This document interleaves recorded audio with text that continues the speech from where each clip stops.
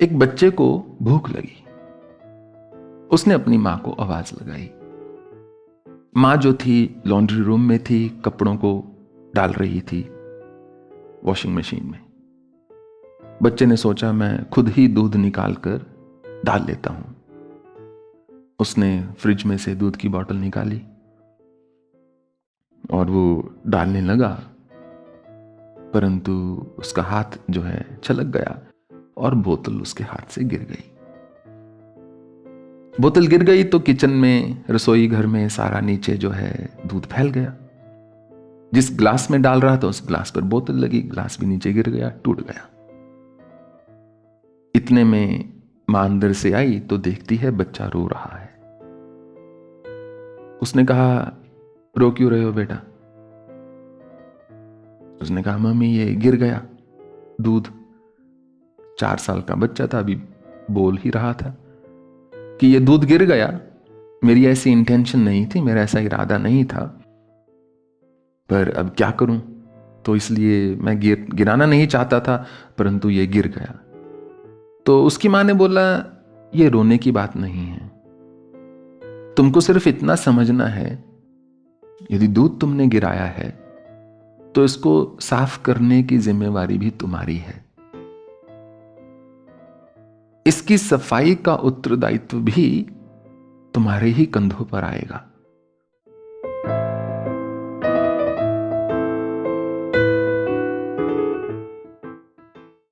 सांख्य शास्त्र में ही आगे चलते हुए भगवान जो हैं अर्जुन को अब 3 प्रकार के कर्म बताते हैं। नियतम संगरहितम राग द्वेषतः कृतम अफल प्रेप्सुना कर्म यत् सात्विकम उच्यते। वो कर्म कौनते जिसमें आसक्ति ना हो, वो कर्म जो मनुष्य का स्वाभाविक कर्म है। अफल प्रेप्सुना कर्म जो संगरहितम राग द्वेष, जो अहंकार के बिना कर्म किया गया हो, वो कर्म जिसमें राग और द्वेष ना हो, वो कर्म सात्विक है। हमारे जीवन में, हमारी दिनचर्या में हमारे कितने कर्म होते हैं जिनको कि हम सात्विक कर्म की परिभाषा दे सकते हैं। कहीं ना कहीं हर कर्म में एक राग, स्वयं की बहुत भारी इच्छा, या कई बार कोई द्वेष, उसने किया मुझे भी करना है, या वो व्यक्ति क्यों कर रहा है, या अहंकार, देखो मैं ये कर सकता हूं, या कई बार कुछ भी नहीं छिपा होता, बस वो कर्म जो है युक्ति संगत नहीं है, विचार कर नहीं किया गया है। सात्विक और असात्विक कर्म में मूल अंतर विचार का होता है। प्रत्येक मनुष्य अपनी बुद्धि के अनुरूप ही विचार करता है। थिक नॉट हन जो वियतनाम के एक बहुत अच्छे भिक्षु हुए, अभी भी हैं, एक कथा वो बताते हैं। उनके मठ में एक भिक्षुनी थी और वो प्रतिदिन बहुत जप करती थी। कभी ओम नमो मणि पद्मे हुम या नमो मिताबाय। और उसका एक नियम था, वो आराम से अपने कमरे में, एक जो उसने जगह तय की हुई थी कमरे के पास, वहां बैठती थी। शुरू करने से पहले वो 3 बार घंटी लगाती थी। अब जब वो 3 बार घंटी लगाती थी तो सबको पता रहता था कि ये अब अपने उस ध्यान में बैठ गई है। उसके बाद वो मंत्र उच्चारण करती जोर जोर से। जब उच्चारण खत्म हो जाता तो वो 1 बार घंटी लगाती। परंतु जो सिख नॉन हन है वो कहते कि 10 वर्ष उसको हो गए थे ऐसा करते हुए, परंतु उनको उस भिक्षुनी के व्यक्तित्व में कोई विशेष बदलाव न नजर आया। यदि जप और ध्यान करने से बदलाव नहीं आ रहा तो निश्चित रूप से जान लो कि जप या ध्यान नहीं, कुछ और हो रहा है। क्योंकि ईश्वर की भक्ति मनुष्य को बदले ना, ये असंभव है। ईश्वर का चिंतन या आत्मचिंतन मनुष्य को बदल ना डाले, ये असंभव है। यदि नकारात्मक भावनाएं और प्रबल हो रही हैं, इसका अर्थ है कि ना तो त्याग सच्चा है, ना ध्यान सच्चा है, ना कर्म सच्चा है, अर्थात सात्विक है। क्योंकि जप करने के लिए भी त्याग तो करना पड़ता है। आप सब लोग सुबह आरती में आते हैं, कभी कभी शायद मन होता होगा कि मजे से सो लें, कि रजाई गर्म है, चलो सर्दियों के दिन है, कल भी हो सकती है, आरती तो रोज होनी है, परंतु नहीं, उठ के आप आते हैं, अनलाइक मी। सो आप आते हैं, अपना काम करते हैं यहां पर, और धीरे धीरे परिवर्तन भी हो रहा है। मुझको सब में कुछ ना कुछ परिवर्तन अवश्य दिख रहा है। इसलिए मुझे एक विश्वास है भगवान पर और आप पर कि कुछ ठीक हो रहा है। ये तो हमारे ऊपर है, हमने कमियों को देखना है या अच्छाइयों को देखना है। तो वो कहते उनको उस भिक्षुनी में कुछ विशेष बदलाव न नजर आया, वैसे ही उसका जो था भाव रहा। उनके एक मित्र आए, उन्होंने कहा मैं थोड़ा सा परखना चाहता हूं इसको। तो ठीक ना, हाँ ने कहा भैया तुम ही परख लो, मुझे मत बोलो। वो कहते मैं करता हूं। उसने 3 बार घंटी लगाई और वो जो भिक्षुनी थी वो बैठ गई अपने जप पर। इतने में बाहर से इन्होंने दस्तक दी उसके दरवाजे पर। उन्होंने सोचा एक बार दस्तक दी है, नजरअंदाज कर देती हूं। दूसरी बार फिर दी, थोड़ा लगा है ये कौन आ गया, सबको पता है मेरा ये जप का समय है। पर वो व्यक्ति न माना, उसने तीसरी बार और दी। भीतर से इन्होंने जोर जोर से मंत्र का उच्चारण आरंभ कर दिया, नमो मिताभाय, नमो मिताभाय, ओम नमो पद्मे हूं, मणिपद में हूं। और इस व्यक्ति ने जोर जोर से आवाज लगानी शुरू कर दी। उन्होंने और जोर से मंत्र बोलना शुरू कर दिया। इस व्यक्ति ने और जोर से आवाज लगानी शुरू कर दी। और दोनों का ऑक्टेव, नर और मादा जो होते हैं, अलग अलग होता है, बिल्कुल अलग होता है कि नहीं। तो वो अपनी आवाज में चिल्ला के जोर जोर से मंत्र बोल रही है, ये और जोर जोर से बुलाते जा रहे हैं उसको। अंदर से मंत्र की आवाज जो उच्चारण की आना बंद हो गई। अब ये क्रोध से तिल मिला रही है, कौन ये बदतमीज है। पूरे मठ में सबको पता है ये इस समय में बैठकर जप करती हूं, दरवाजा बंद करके चुपचाप अपने कमरे में कर रही हूं, मुझे परेशान करने आ गया। ऐसे जोर से दरवाजा खोला। ये क्या बदसलूकी है, उसने कहा, ये क्या बदतमीजी है, क्या पता नहीं आपको मैं ये जप करने का समय है। उन्होंने कहा पता तो था, फिर क्यों आवाज लगा, कम से कम 20 बार आपने आवाज लगा दी मुझे। अगर मैं पहली बार में नहीं आई तो समझ लो कि मैं नहीं आना चाहती बाहर। अरे 20 बार में आप इतना क्रुद्ध हो गए। सोचो आप भगवान बुद्ध को पिछले 20 वर्ष में कितनी बार बुलाया है, वो कितना क्रुद्ध होंगे आपसे। उस व्यक्ति ने यही, और यह सत्य घटना है। तो उसके बाद क्या हुआ मुझे पता नहीं, दोनों में से कौन जिंदा रहा मैं नहीं जानता।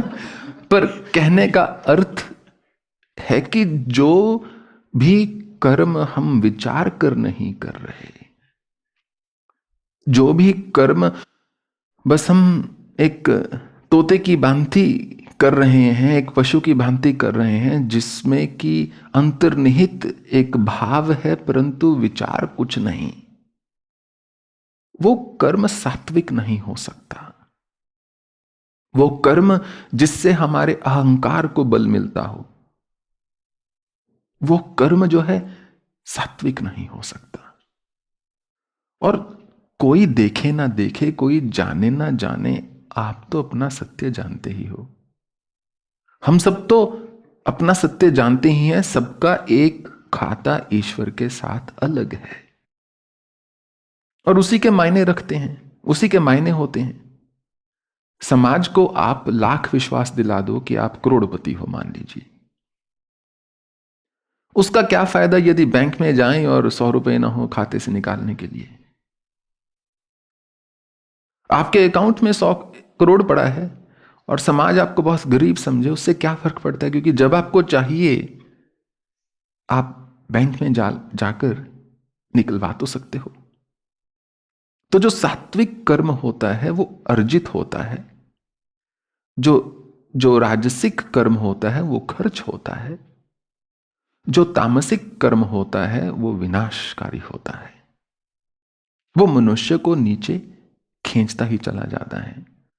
समुद्री जहाज में जब मछुआरे इत्यादि जो है केकड़े पकड़ते हैं, क्या आपको पता है केकड़ों को कभी भी किसी बाल्टी में किसी जगह में रख के ऊपर से बंद नहीं करना पड़ता। वो कभी भी एक जो नाव है उसके बाहर जाकर नहीं गिरते, क्योंकि जैसे ही एक उस पर चढ़ना शुरू होता है जाने के लिए, दूसरा उसको नीचे खींच देता है। तो केकड़ों को ऐसे ही छोड़ दिया जाता है, वो एक दूसरे को नीचे खींचते रहते हैं। मछली होती है सनम हम तो डूबेंगे तुम्हें भी ले डूबेंगे। केकड़ा कहता है तुम क्या, हम नहीं जाएंगे तो तुम कैसे जाओगे। और यदि कोई जाने की कोशिश करता है उसको दूसरा जो है नीचे उतार लेता है। यह पूर्णतः तामसिक प्रवृत्ति होती है। कई बार आपने देखा होगा कोई मान लीजिए बहुत अच्छा भोजन बनाता है, उससे पूछा जाए रेसिपी क्या है, बताएगी नहीं। भाई अगर आप बताओगे उससे क्या आप बनाना भूल जाओगे? ऐसा तो है नहीं। मेरा शुरू से ही ज्ञान को लेकर यही एकमात्र सिद्धांत रहा है कि यदि मेरे पास कुछ है और कोई उसको ग्रहण करने के लिए आता है तो देना मेरा धर्म है, क्योंकि देने से मेरे पास कुछ कम नहीं हो जाएगा। और यदि हो भी जाएगा तो क्या बड़ी बात है, फिर आ जाएगा। देकर आज तक कोई गरीब नहीं हुआ। यत्तु कामिप्सुना कर्म स अहंकारेण वाह पुनः क्रियते बहुलायासम तद राजसम उदाहृतम। हे अर्जुन, वो कर्म जिसमें बहुत अधिक परिश्रम हो। देखो भगवान ये नहीं कह रहे कि जिसमें बहुत आराम हो। भगवान कहते हैं वो कर्म जिसमें आप पागलों की तरह बस वही किए जा रहे हो, वो राजसी कर्म होता है। किसी ना किसी बंधन में पड़कर आप किसी कार्य को लेकर जुनून सवार होता है व्यक्ति के मन पर। तो मुझे ऐसा लगता है मेरे जीवन में 70% कर्म राजसिक ही है, क्योंकि मैं तो बहुत काम करता हूं। शायद मैं राजा हूं इसलिए जस्ट जोकिंग।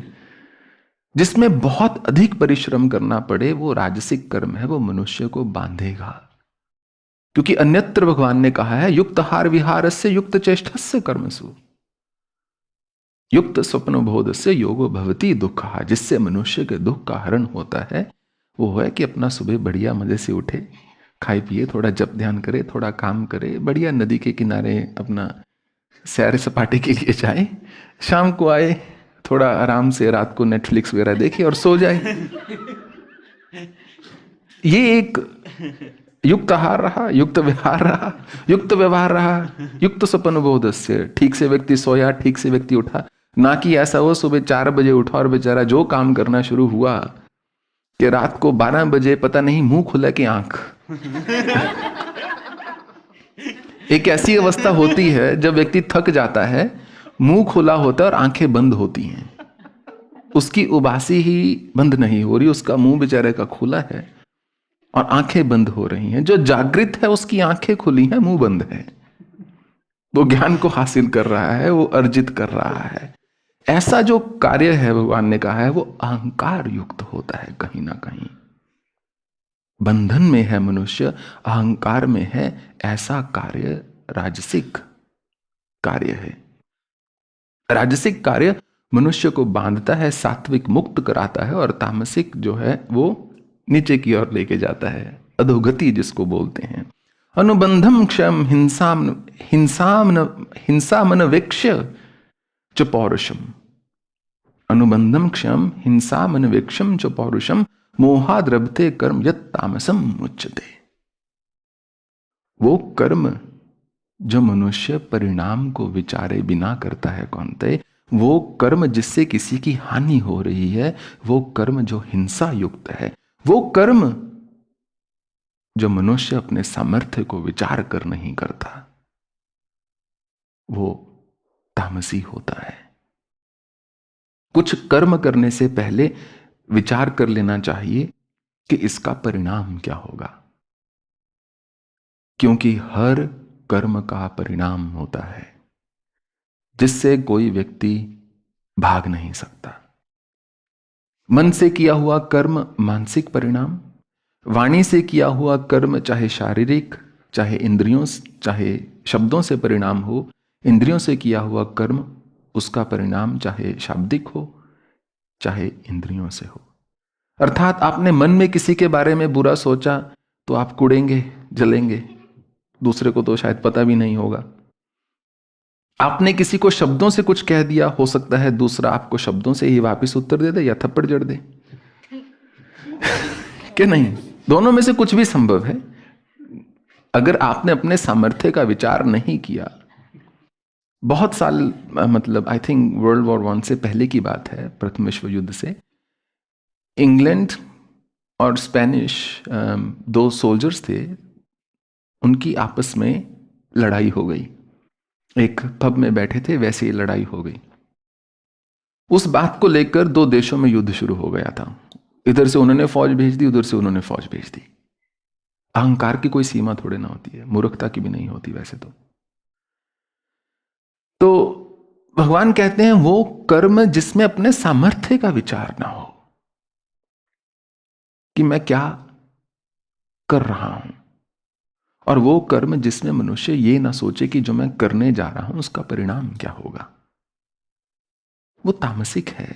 वो न जाने किस और निकलेगा। हम बता रहे थे मन के कर्म का मानसिक परिणाम होता है, वाणी से जो किया हुआ कर्म है उसका परिणाम जो है काया, शरीर पर भी आ सकता है, और मन पर भी आएगा ही, और वाणी पर भी आ सकता है। और जो इंद्रियों से किया हुआ कर्म है उसका प्रभाव इंद्रियों पर होगा, या उसका जो प्रत्युत्तर है वो वाणी से मिल सकता है। आपने किसी को गुस्से में किसी को घूंसा लगा दिया, मान लीजिए, अगर वो कमजोर है आपके थोड़े ना दोबारा लगाएगा, वो भागता हुआ आपको गाली देगा। यही है। परंतु यदि परिणाम का विचार नहीं किया तो ये तामसी प्रवृत्ति को बल देता है। एक गर्म की बात है, ये सत्य घटना है तो छोटा सा ही प्रसंग। एक बच्चे को भूख लगी, उसने अपनी मां को आवाज लगाई।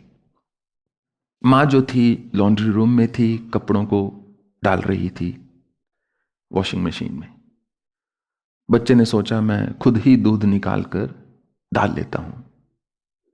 उसने फ्रिज में से दूध की बोतल निकाली और वो डालने लगा, परंतु उसका हाथ जो है छलक गया और बोतल उसके हाथ से गिर गई। बोतल गिर गई तो किचन में, रसोई घर में सारा नीचे जो है दूध फैल गया। जिस ग्लास में डाल रहा था उस ग्लास पर बोतल लगी, ग्लास भी नीचे गिर गया, टूट गया। इतने में मां अंदर से आई तो देखती है बच्चा रो रहा है। उसने कहा रो क्यों रहे हो बेटा? उसने कहा मम्मी ये गिर गया दूध। 4 साल का बच्चा था, अभी बोल ही रहा था कि ये दूध गिर गया, मेरी ऐसी इंटेंशन नहीं थी, मेरा ऐसा इरादा नहीं था, पर अब क्या करूं, तो इसलिए मैं गिराना नहीं चाहता था, परंतु ये गिर गया। तो उसकी मां ने बोला ये रोने की बात नहीं है, तुमको सिर्फ इतना समझना है, यदि दूध तुमने गिराया है तो इसको साफ करने की जिम्मेवारी भी तुम्हारी है। इसकी सफाई का उत्तरदायित्व भी तुम्हारे ही कंधों पर आएगा, इसलिए मैं तुम्हें इसको साफ करना सिखाती हूं। चलो ग्लव्स डालो और एक एक कांच का टुकड़ा उठाओ और उसके बाद ये कपड़ा लो और इसको साफ करो। कि जिंदगी में जब कुछ ऐसा घटित हो जाए, ऐसा कर्म हो जाए जो आप नहीं करना चाहते थे, गलती से हो गया, तो रोना उसका उत्तर नहीं है। क्योंकि उससे जो कर्म हुआ है वो ठीक नहीं हुआ। बहुत पहले हमने अपने ब्लॉग पर एक प्रसंग लिखा था। एक रैबाई थे और वो एक ट्रेन में जा रहे थे। पास में जो है उस साथ में 3 लड़के थे, उनके पास ताश के पत्ते थे। उन्होंने रैबाई से कहा कि आप हमारे साथ ताश खेलेंगे। रैबाई ने कहा मैं ताश नहीं खेलता। तो पहले उन्होंने मजाक उड़ाना शुरू किया, फिर उनको गुस्सा आ गया और उन्होंने रैबाई को उठा के पीट दिया। जब खून निकला थोड़ा सा, उन्होंने अपना रुमाल निकाल कर खून को दबा लिया जैसे तैसे करके। जैसे ही वो ट्रेन से उतरे तो देखते हैं कई 100 लोग उनको लेने पहुंचे हुए थे। अब ये 3 लड़के थोड़ा डर जाते हैं और थोड़ा मन में इनको आत्मग्लानि भी होती है कि ये हमने क्या कर दिया, ये तो एक he was a Holi man, ये तो रैबाई थे, हमने इनको ही पीट डाला। तो अगले दिन घर ढूंढ के वहां पहुंच जाते हैं और कहते कि हमें प्लीज आप क्षमा कर दीजिए, बहुत बड़ी हमसे कल गलती हो गई। रैबाई ने कहा sorry but I can't forgive you, मैं आपको क्षमा नहीं कर सकता।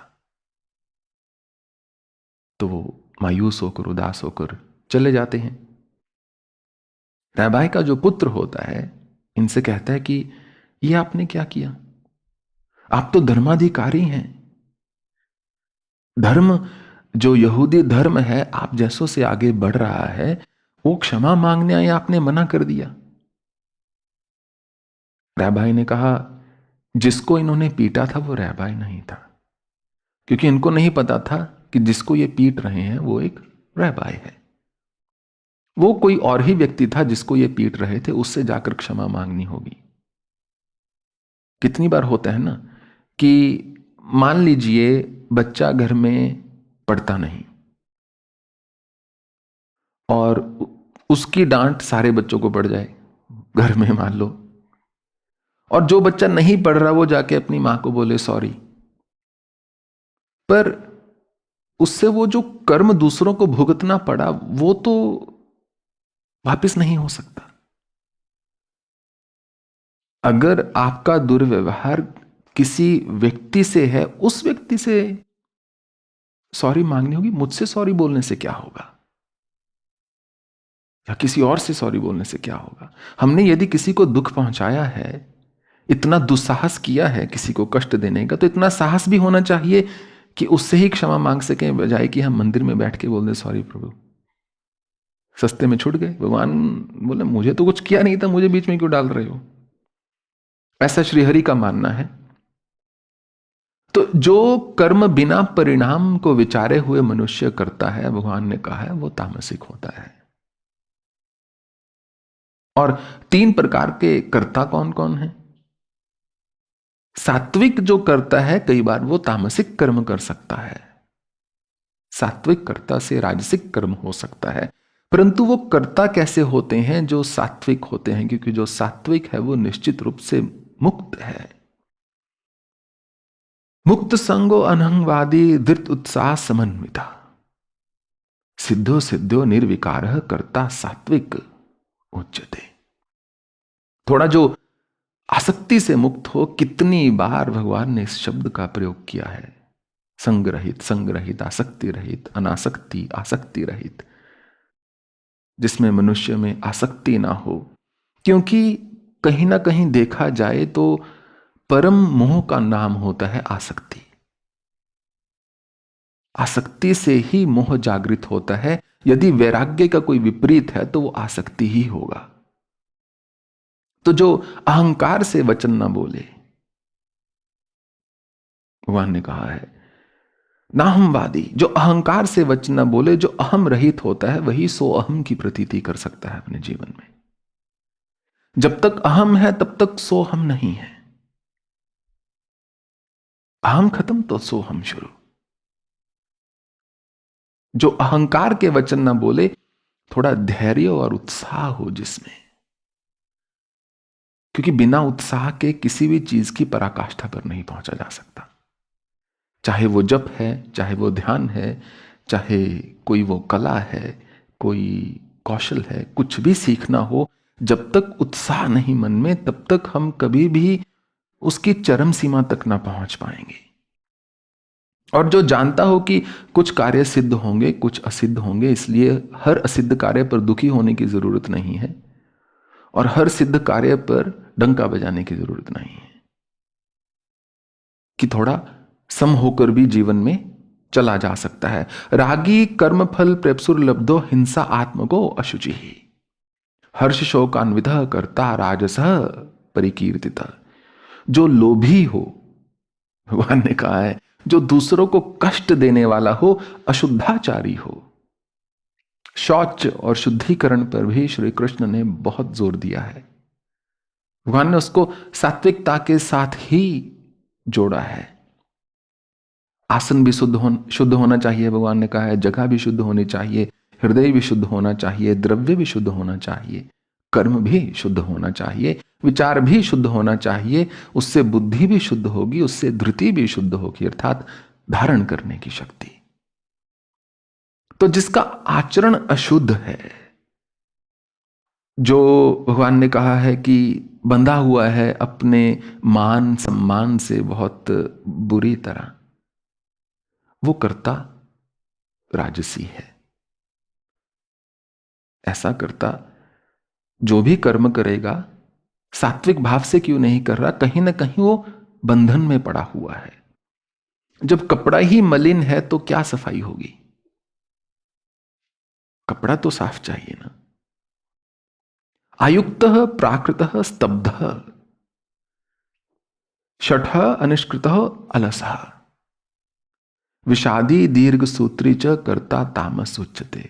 और कौनते जो आलसी हैं, भगवान ने कहा है, जो आलसी हैं, धूर्त हैं, शठ हैं, अर्थात तैयार हैं अपना उल्लू सिद्ध करने के लिए, किसी को भी धोखा देने के लिए। भगवान ने कहा है जो शिक्षा से रहित हैं, जिनमें ज्ञान का भी प्रादुर्भाव नहीं हुआ है, अयुक्त है।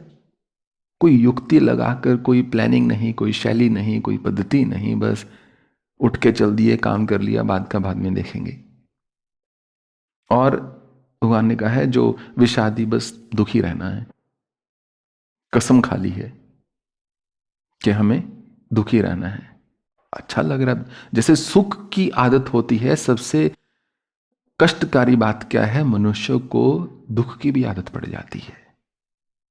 इसलिए सोच विचार की आदत डालनी चाहिए। जिसको दुखी रहने की आदत पड़ जाए, उसको महाराज आप खुश नहीं कर सकते।